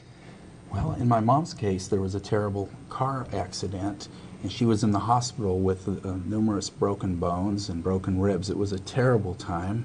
My father was killed, and unfortunately, when there's any kind of family disunity, it kind of allows the predators to come in and get a little entrance. And so she had an attorney that bought her case from another attorney, and he supported putting her under conservatorship. The evaluators rushed in. The psychological evaluators that work for conservators found that she had dementia, likely of the Alzheimer type, and so they petitioned the judge to put her under conservatorship. She was having chemotherapy about that time, and we were told this would only be a temporary thing. So, representatives from a medical facility or perhaps a psychiatric facility go before a court and say this person needs to have a conservator? Is that, do I have that right? Well, this woman who put her under conservatorship was not a psychiatrist or a medical doctor, nor she had her own private fiduciary service, but she was not a doctor or a psychiatrist or a psychologist. In fact, the qualifications to be a conservator are, I believe, you only have to have a high school diploma, and you go through, I think, a course. So how was she chosen? Did a judge choose her, or how did she get involved? Well, my mom's attorney like this person. The attorney chose her. Yeah, and the bank liked her. They worked with her quite a bit. She's quite well known in this area. She at various senior expos. She has a booth there, and she says she's protecting elders. She helps them with their finances, fiduciary duties. She's very, very expensive. I think the going rate, back then she was $135 an hour. She's at least $140 an hour, and she has many layers beneath her of people she hires, and it gets very expensive with all the layers and all the going back and forth. The attorneys, which are $350 an hour or so, very, very expensive.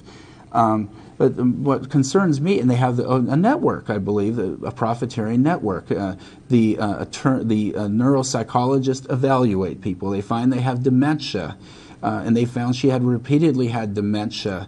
And she hired her own evaluator. My mom did, saved her a little tiny allowance. She got about $400 a month, and she saved that money and hired an evaluator that came to a completely different conclusion than the evaluators the conservator chose, who were supposed to be such competent, wonderful people, who found, and I have a statement here, Miss Rosen's results appear consistent with dementia, likely of the Alzheimer's type. She exhibited significantly decreased memory consolidation and retention marked by intrusion errors, consistent with dementia of the Alzheimer type. She demonstrated impairment in her ability to live independently and a significant lack of awareness in her current cognitive deficits. Well, she was taking care of her house, she was taking care of the dogs, she was doing the gardening, and the neuropsychologist that my mom hired recognized that she was a very capable person, did not have Alzheimer's, and so that led to a bit of a conflict there. So, Pat, we've been talking to you, and obviously you're a very sharp, smart lady. Thank you. Thank you. And how did you feel when you found out that this one psychiatrist said you had dementia? Well, I knew that it wasn't true because I could take care of myself. And I assumed because of the money I have. My husband died. He left me quite a great deal of money. And he worked for the county and the state in the fraud department, fraud and abuse department. And he was Dr. Rosen, a very well-known doctor who was well-known. on this show many years ago. That's right. Yes. That's right. And they wanted this money, and they wanted my house. And the conservator came to my house once, and she said, Pat, she said, this is going to be my house one day. This is this woman who is my conservator. No one heard it but me. I heard it. And she sent a housekeeper there. I didn't need a housekeeper, but she sent someone to clean house, cook for me, to make me look as though I couldn't take care of myself. I couldn't cook. Well, she did. This lady was very nice. She got it from some, I don't know, unemployment agency or something.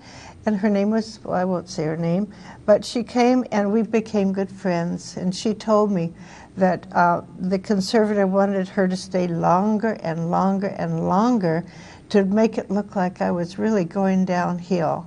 So she said, Pat, she says, I know you're not going downhill. We were doing everything together. She was my best friend at that point. She was a great lady.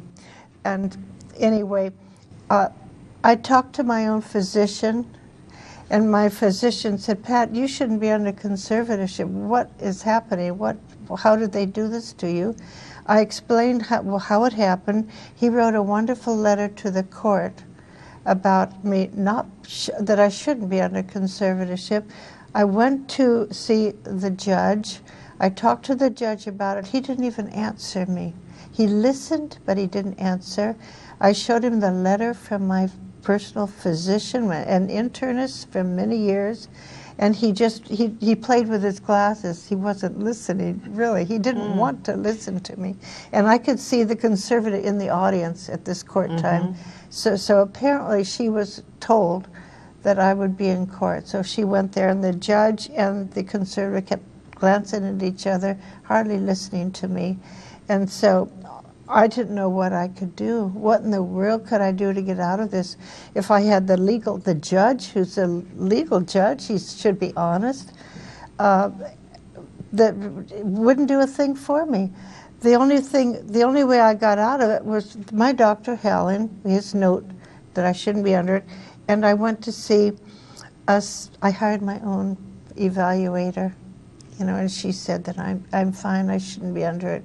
And she was she was a PhD who taught at Antioch University, very well qualified. Well, it's not difficult to understand how someone who has control of your assets, who has control of your health, who can tell you what medication you can and can't take, and can do with your property what they will, it's not hard to understand how corruption comes into this system. But there's still a point that I think some of our viewers may not understand, and I don't understand, and I'd like you to clear up for me. Can Joe Smith go into a court and say, my aunt is incompetent and needs a conservator, or who can come into court? How does that happen? That is not clear to me right now. Joe Smith can go into that court, and he can do that, and many people are put under conservatorship that should not be under conservatorship. I would say there's a real epidemic of conservatorships these days. There's a book called The Retirement Nightmare, a local psychologist who wrote the book on conservatorships, and she talks about that. It's about 4 times as much as it used to be per the population.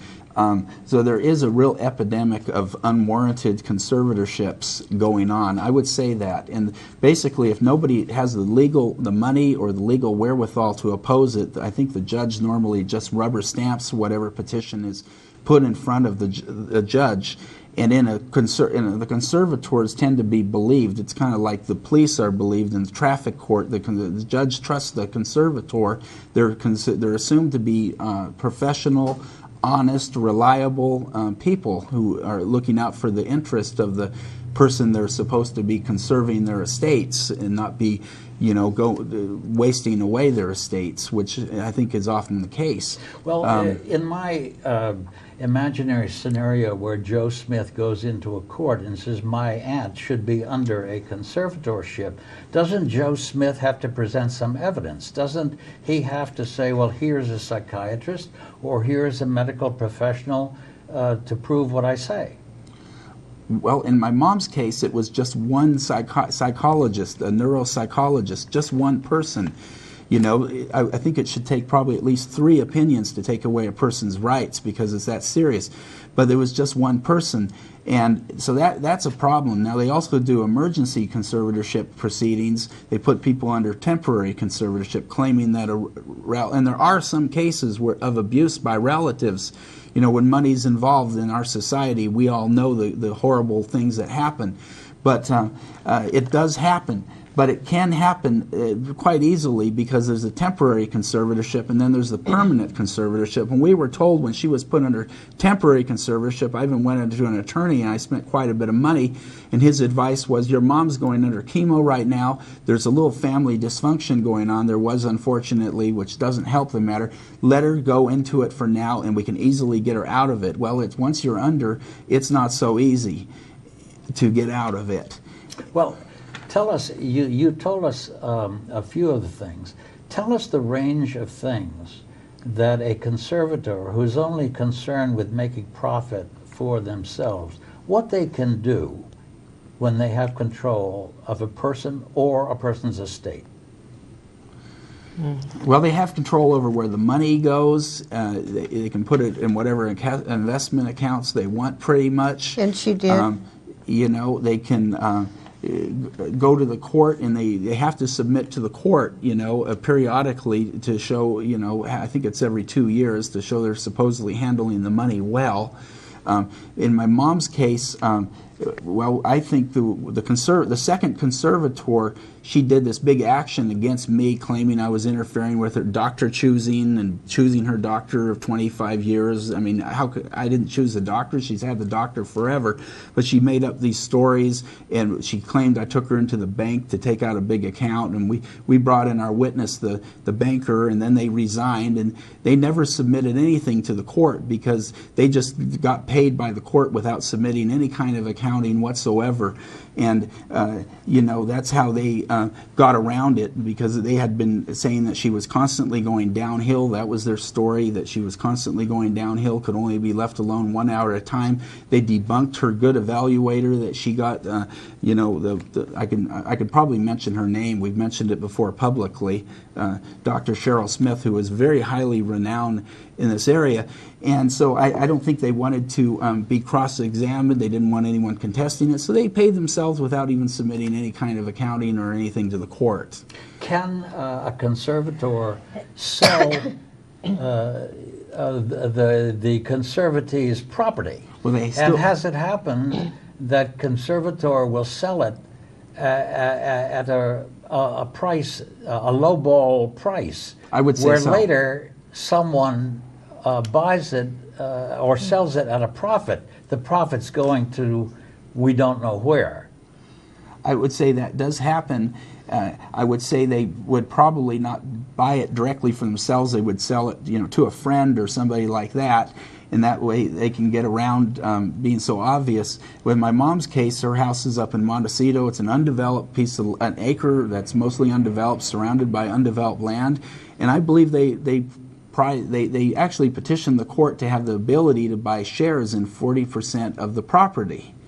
And now they had gone through $200,000 or so in the first year of spending, and so they claimed that at the rate the money was going, they needed to be able to have that option of being able to sell, to buy shares in the property, so they could keep her in her house that she was accustomed to. So they were saying it was to help her to be able to stay in her house. So they petitioned the court to at least to have the ability to buy shares in the property, and they valued the house at about 1.9, and I think it was worth more than that. Does it happen that a conservator can insist and see that the conservatee is given psychotropic drugs?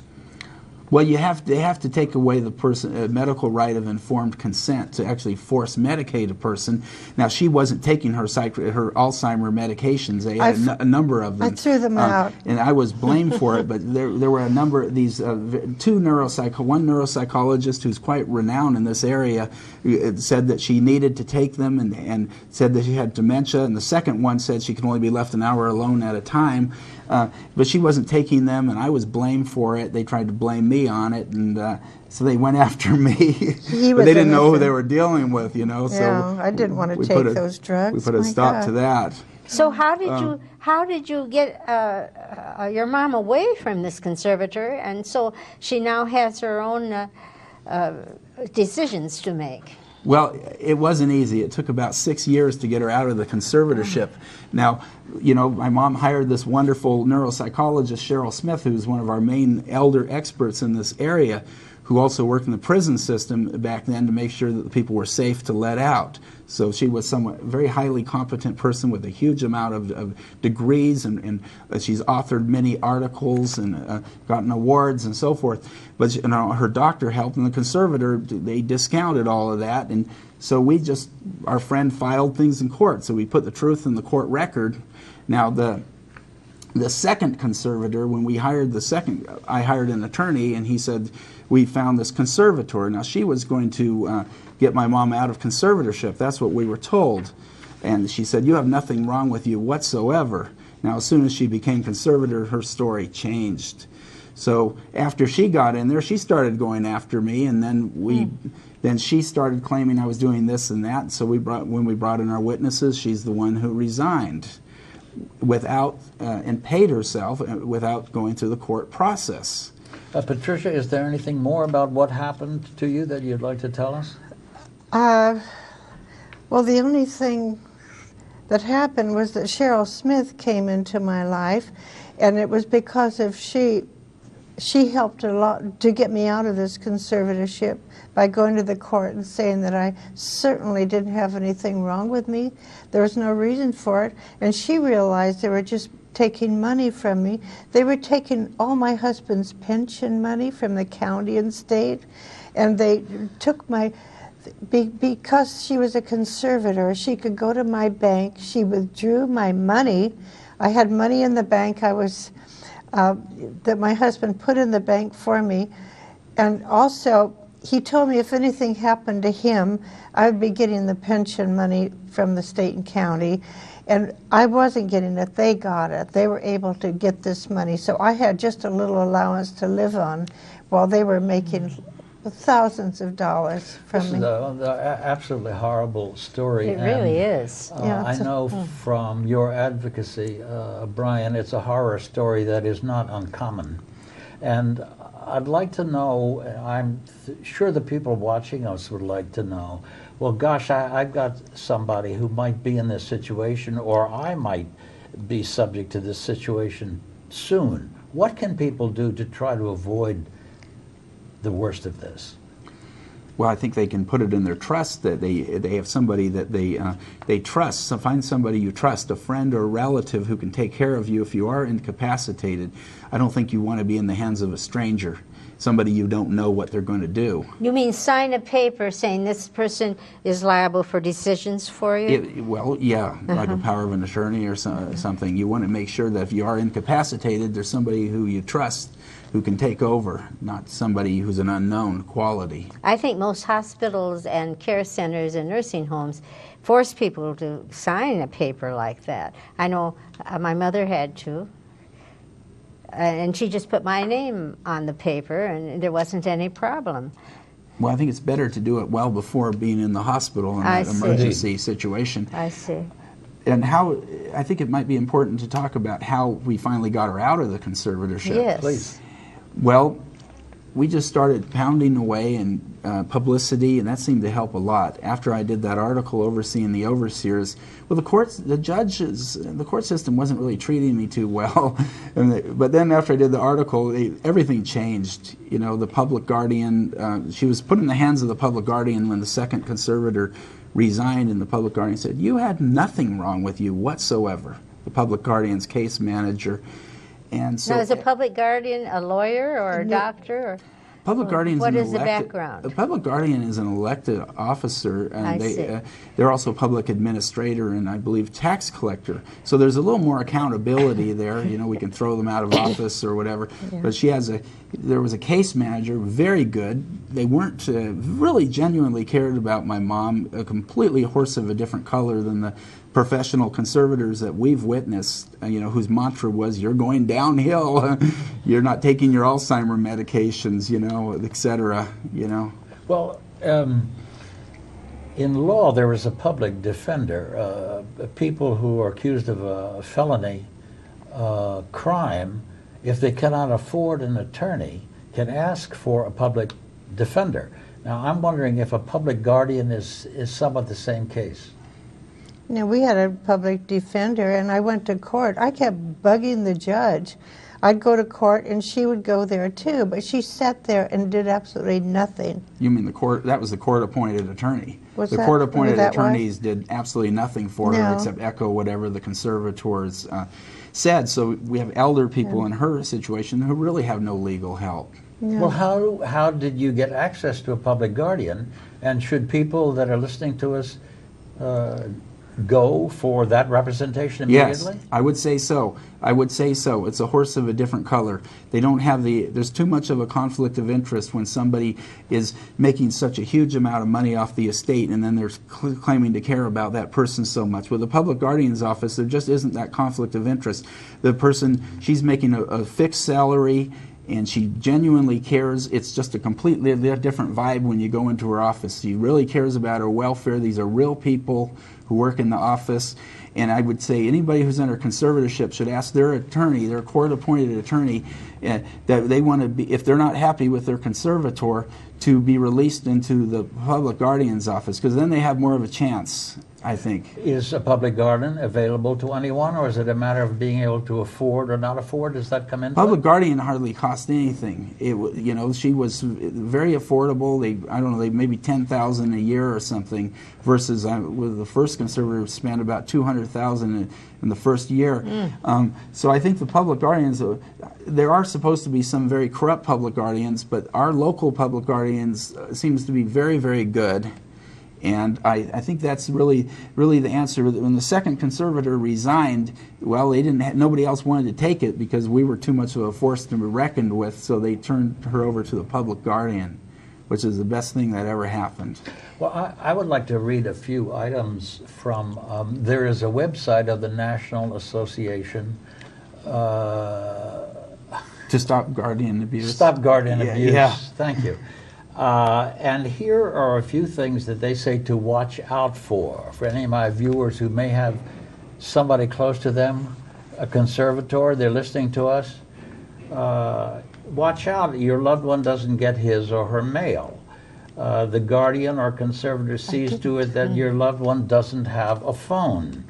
When you visit, the guardian hovers or even employs someone to hover so you're not alone with your loved one.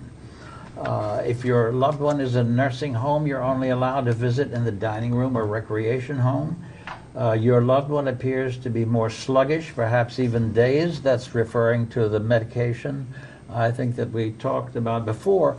These are only a few things that people should look out for. We have less than 2 minutes. If we haven't covered anything you want people to know about, please tell us. Well, I think to sum it all up, it's kind of isolate, medicate, take the estate. Unpleasant, and it's unbelievable. I never would have believed this before this had happened. It could be so bad.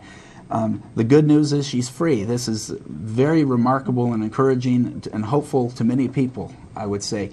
Thanks to the public guardian. Thanks to the public guardian and thanks to the publicity, I think, it helped a lot. You wrote letters to the Independent and various newspapers. And that article, and an article on it too. Patricia, would you like to add anything? No, I think we've said everything. The last time I went to the judge to make sure I was clear of everything, my home and my own personal life, she just gave up. She said, fine, you're free. So I'm free at last, and I've been very happy. Well, we're so happy that Yes. things have turned out well for you. And Brian, I have read many of the articles you've written on this subject very often for our local publication, The Independent. I have read a number of those excellent articles. We're very pleased that you are our guest today. And we hope the people that are listening to us, I have certainly learned a lot. And I think the people who are listening to us have learned a lot. And so we thank you for telling us about this and being our guest. People often ask, what is elder law? Elder law is a specialized practice of law that encompasses estate planning, preservation of assets, long-term care planning, Medicaid planning, and veterans benefits. Many estate planning attorneys do not specialize in elder law. If you're seeking help because you or a loved one must reside in an assisted living residence or nursing home, you'll want advice directly from an elder law attorney. Anna Duggins has been a member of the State Bar of Michigan for 16 years and a partner at Parmenter O'Toole. She is extremely empathetic with her clients' situations and provides a holistic approach to solving their problems. Anna Duggins is an elder law attorney. Anna and her caring staff will answer all of your questions, working with you every step of the way and ensuring that you make informed decisions about your future. She can be reached at 231-722-5415, or you can email her at aud@parmenterlaw.com. We all want to age gracefully and maintain our independence and dignity for as long as we live. Yet, we all fear becoming disabled, dependent, and at risk of having to live in a nursing home. Navigating the world of senior services can be overwhelming to anyone of any age. Senior Resources is your local area agency on aging. Our mission is to serve as your compass to locate needed services such as senior housing, home health care, respite care, and ongoing care management needs. If you are seeking advice on services that will help you or a loved one continue living at home, call the elder care experts at Senior Resources, 739-5858. Senior Resources, we're with you every step of the way. Located in Tanglewood Park, 560 Seminole Road, Muskegon. Camp Bell's Automotive and Towing, 24-hour towing and repair shop, all in one, specializing in foreign cars, as well as complete diagnostic for late models. Camp Bell's offers half-off towing if your vehicle is serviced there. If your car won't start or you need a fix, call 722-2796. Camp Bell's Automotive and Towing. Whether you're a first-time jewelry browser looking for an extraordinary engagement ring, a couple celebrating your 60th anniversary, or you're just looking to treat yourself or mark an important event, Prothheim & Swanson Gemworks is proud to offer custom-made selections handcrafted in America. Silver, fine-colored gems, diamonds, and gold jewelry, as well as strands of lustrous quality pearls. From ring and watch appraisals to in-house jewelry design and repair, ring sizing, remounting, to a complete rebuilding, you can rely on them to keep your old favorites looking new. K&S Gemworks, Muskegon's community jeweler. Memories made one at a time. Since 1885, Olson's TV and Appliances has featured a wide variety of quality appliances, televisions, and stereo equipment. They also provide installation, repair, and delivery. Olson's TV and Appliances, a name you can trust, service you can rely on.